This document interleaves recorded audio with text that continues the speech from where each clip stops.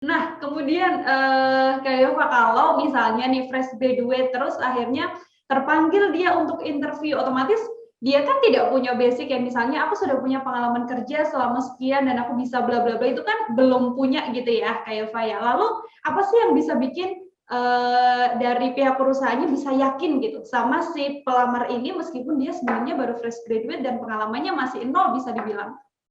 Kalau menurut aku sih, kalau untuk fresh graduate yang seperti itu, yang pasti dia harus lamar ke posisi yang paling basic, dan perusahaan juga akan berpikir, oke, kamu fresh graduate, kamu mungkin akan aku letakin ke posisi yang paling basic dulu karena kamu belum ada pengalaman gitu. Jadi kalau menurut aku hal kayak gitu sah-sah aja ya, apalagi kalau misalnya kita beda background apa segala macam. Karena kalau menurut pengalaman aku, yang namanya fresh graduate itu ya balik lagi, dia nggak punya pengalaman, jadi ketika dia masuk ke satu perusahaan, dia belajar on the job. Jadi ketika dia belajar on the job kan baru dia mengerti. Nah, apa yang harus dilihat perusahaan dari seorang fresh graduate, kalau menurut aku lebih ke kompetensi, lebih ke personality-nya dia, apakah dia punya kemauan untuk belajar, apakah dia punya attitude untuk belajar hal yang baru gitu. Karena orang mau sepintar apapun, kalaupun dia sudah punya pengalaman kerja, tapi kalau dia punya attitude dia nggak mau belajar, sama aja gitu. Dia nggak bisa berkembang di perusahaan itu. Dia mau kita kasih apa juga, dia nggak akan bisa masuk ke orangnya. Jadi mending orang yang benar-benar kosong, kita kasih ilmu, dia pakai ilmu itu untuk bekerja gitu.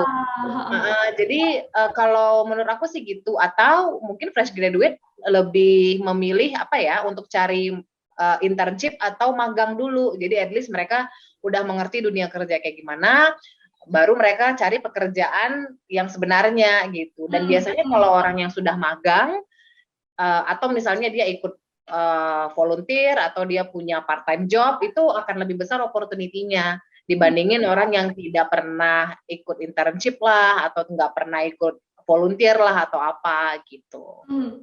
Kalau misalnya keikutsertaan volunteernya nih, Kak Yova, ternyata memang dia tuh menyadarinya terlambat gitu. Kayak misalnya selama kuliah dia tidak benar-benar nggak ikut internship dan sebagainya karena ngerasa belum butuh gitu. Tapi ketika di waktu dia udah mulai sadar, dia baru mulai ngambil-ngambil. Itu jadi pertimbangan juga nggak di pekerjaan?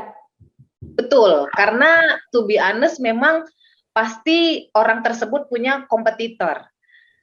Gitu. Jadi mau nggak mau kita akan membandingkan satu kandidat dengan yang lain. Kandidat yang punya activity pada saat dia kuliah atau pada saat dia baru tamat dibandingin yang tidak gitu. Pastinya orang yang memilih untuk melakukan volunteer, melakukan magang, itu akan lebih luas ya wawasannya dia dibandingin orang yang belum gitu.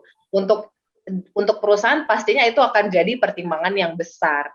Gitu. Cuman kalau dari pengalaman aku, misalnya kalau aku cari fresh graduate ya, karena di tempat aku bekerja terakhir itu kita memang banyak fresh graduate yang kita hire. Jadi bahkan dia belum wisuda, baru selesai skripsi aja kita udah pekerjakan dia. Gitu. Yes, karena yang pertama kita udah lihat pengalaman magangnya dia. Dan memang walaupun magang itu biasanya kan 3 bulan, itu paling cepat 3 bulan ya, atau average-nya itu 6 bulan.